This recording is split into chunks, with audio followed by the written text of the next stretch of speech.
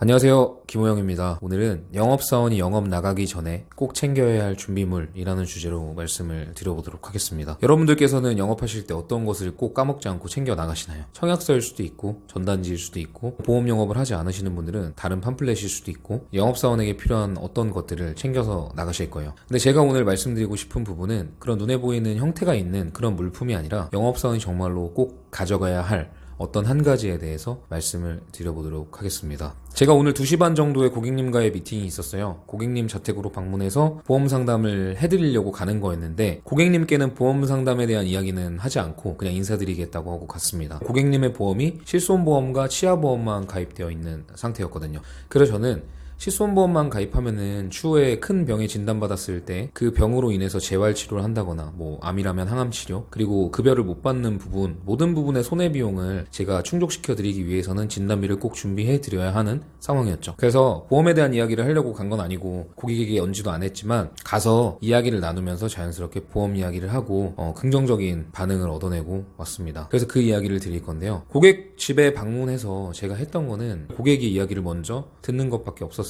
고객에게 인사를 하고 나라나 안부를 묻고 고객에게 어떻게 지냈는지 그리고 고객이 이제 하는 답변들이 있잖아요. 그 답변들의 꼬리와 꼬리를 물어가면서 고객이 조금 더 관심을 가질 수 있게끔 한 20분에서 30분 정도는 그냥 계속 고객과 이제 핑퐁하듯이 답변과 질문을 주고받았습니다. 그렇게 고객이 원하는 이야기를 계속 들어주고 끌어내다 보니까 고객이 굳이 문자로 하거나 전화로 해도 될 안부를 왜 와서 물어보냐 이야기를 하시길래 그때부터 이제 이런 얘기를 했어요. 근데 그냥 이야기를 한 게 아니고 정말로 제 진심을 담아서 이야기를 했습니다. 제가 아까 말씀드렸던 부분이 있잖아요. 단독 실비로만 보험을 가입했을 때는 고객이 낸 돈의 병원비를 80%에서 90% 정도 돌려받는다고 했을 때 그 고객이 휴직하게 됐을 휴직 비용이나 그리고 재활치료 비용 이런 기타 부분들이 다 충당이 안 되잖아요. 그래서 저는 실제로 고객님들 만나 뵐 때 그런 얘기를 합니다. 남들보다 더 절약하시면서 드실 거 안 드시고 입으실 거 안 입으시고 아끼시면서 목돈 마련해 놓으셨는데 그게 예상치 못한 큰 병에 의해서 병원비로 다 나가면 결국엔 허탈함 밖에 남지 않으실 걸 알기 때문에 보험을 하고 있는 제 입장에서는 항상 보장 분석을 해보고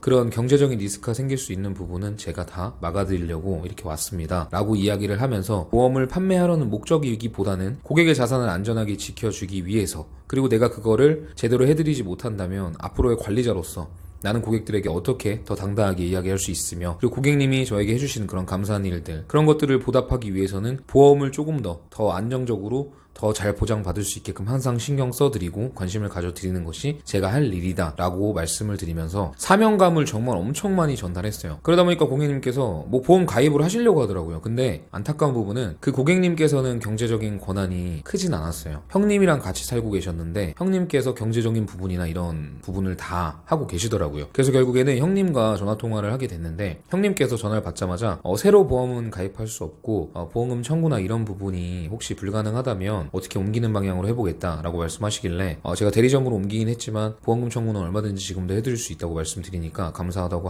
하더라고요. 근데 보험을 다시 가입하기 싫은 이유는 보험 다 보장받을 수 있다고 하는데 항상 나중에 가면은 보장도 안 되고 그리고 보험료도 오르지 않는다고 하는데 언젠가 보면 올라 있고 이런 부분에 대해서 보험에 대한 불신도 있으시고 제가 뽑아간 10만원 정도 되는 보험을 납입할 여력이 사실 마땅치 않다고 하시더라고요. 그래서 저는 그런 고객의 반응에 아닙니다. 보험료는 많을수록 좋고요. 이런 식으로 얘기를 절대 안 했고 고객님께 그렇게 생각하실 만하다. 고객님 입장 다 이해합니다. 라고 하면서 그냥 고객의 입장을 전적으로 이해를 했어요. 근데 다만 고객님께 조심스럽게 얘기를 한 거죠. 그렇지만 이제 동생분이 이렇게 보험이 이런 부분이 빠져 있으신데 차라리 이런 건 이렇게 해보시는 것도 좋은 방향입니다. 선생님께서 돈이 부담되시는 거 충분히 이해하고 저 또한 제가 보험을 가입한다고 했을 때 그런 심정이라면 저도 진짜 고민이 되고 아니면 그냥 보험을 아예 가입하지 않을 수도 있는데 그런 마음을 가지고 계신 분들이 대부분이고 그런 마음을 제가 조금이라도 녹여드리기 위해서 이렇게 인사드리고 하는 겁니다 라고 하면서 지금 되게 축약됐어요. 제가 말한 건 되게 많은데 되게 작은 부분만 이렇게 영상으로 찍고 있는 겁니다. 어쨌든 그렇게 말씀을 드리니까 조금만 가격을 낮춰서 가입 제안서를 보내주면은 진행을 하겠다고 하시더라고요. 10만원짜리는 너무 부담스러워서 안 하시고 조금만 낮춰주면은 진행을 하겠다고 하더라고요. 여기서 중요한 건 그분은 보험을 일단 가입할 생각이 없고 그냥 보상 정도만 해줄 수 있으면 그 정도만 해달라라고 전화를 받자마자 언지해 놓은 상태였는데